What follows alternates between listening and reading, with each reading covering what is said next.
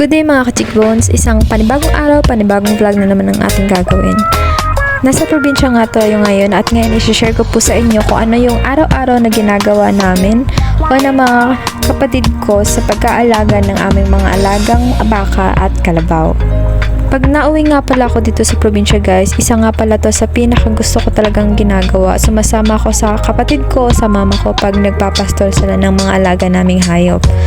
Nakaka-relax kasi talaga yung paligid, tsaka bukod pa dito, nauuha din talaga ako ng bayabas. Ang dami kasing bayabas ito sa paligid, ayun o, dyan maraming mga bayabas dyan, makakakuha ka talaga ng maraming hinog.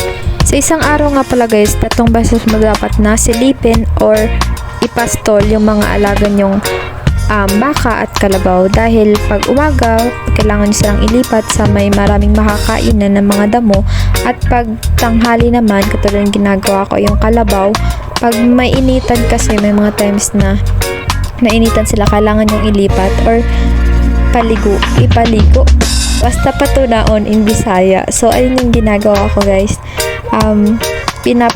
pinapupunta ko siya dun sa may tubig, ayun. Tapos sa pag hapon naman kailangan nyo naman ulit silang ilipat para naman dun sa pagsistayhan na nila sa buong gabi. Sa mga oras nga pala to mga ka-chickbones, mga alas 9 or alas 10 na nga to. Ito nga pala yung oras na kailangan silang ilipat, yung pangalawang dalaw bale, ganun. Kasi ito yung medyo mainit na talaga at kailangan nilang mapainom or mapatuna or mapaligo, ganun.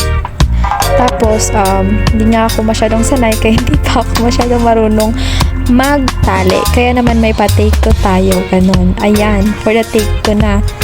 Sa punto nga pala to mga ka-chickbones ay tinuruan ako ng kapatid ko kung paano ang tamang pagtali sa kalabaw kasi kailangan talaga na mahigpit at maayos yung pagkakatali sa kanila kasi kung maluwag or hindi masyadong maayos, may tendency na makawala sila at mahirap na kung ganun kasi sobrang hirap nilang hanapin if ever man mangyari na makalis sila sa tali. Pagkatapos nga pala nating itali yung kalabaw na to ay pupunta naman tayo sa mga alaga nating baka. Habang ginagawa ko nga pala to ay natutuwa talaga ako sa kalabaw namin na to kasi ang bait-bait niya, hindi siya matigas ang ulo. So ayun, diba fresh na yan, maano na yung pakaramdam niya kasi mainit talaga that time and ayun na, nakalubog na siya sa tunaan o sa tubig na maraming putik. Ito na nga pala yung mga palay na itinanim ni Papa.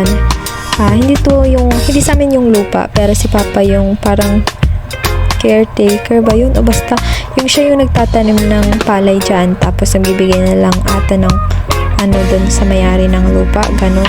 Hindi ko masyadong sure. Basta yun nga. So, ayan na nga pala yung mga natira sa baha kasi nalunod ata yung iba kaya may bungal-bungal na mga ganun. So, ayan. Thankful naman kami at may mga natira pa. May aanihin pa at may mamumunga pa, ganun. So, tapos na nga, fast forward na nga pala to guys. Tapos nang painumin at iusog ng kapatid ko yung mga baka namin kasi hindi na niya ako sinama kasi ang tagal ko daw. So, ayun na. Tapos na sila and uuwi na rin kami. So, ito na yung baka namin na sobrang sexy pero kahit ganyan yun guys, marami na yung anak. And, ayun, marami na yung natulong sa amin. Ganun. So, pagtapos na nga pala namin guys, umuwi na rin kami. And habang pauwi kami, may nadaanan kaming mga gansa. Not sure gansa ba yun tawag din. Basta yung puting ibon na mahaba yung leeg. So, ayun, ang dami nila dun sa palayan na yun. May mga tinutuka silang mga pagkain siguro, ganun. So, ayun, nakakatuwa lang kasi na-capture namin sila na nandyan. So, ayun lang guys, hanggang dito nga lang pala yung video ko. Sana ay nag-enjoy kayo sa aming vlog ngayong araw na to. So, ayun, thank you for watching. Please like, share, and subscribe. At huwag niyo rin po palang kalimutan na i-follow po ang ating Facebook page na Hazel's Daily Vlogs.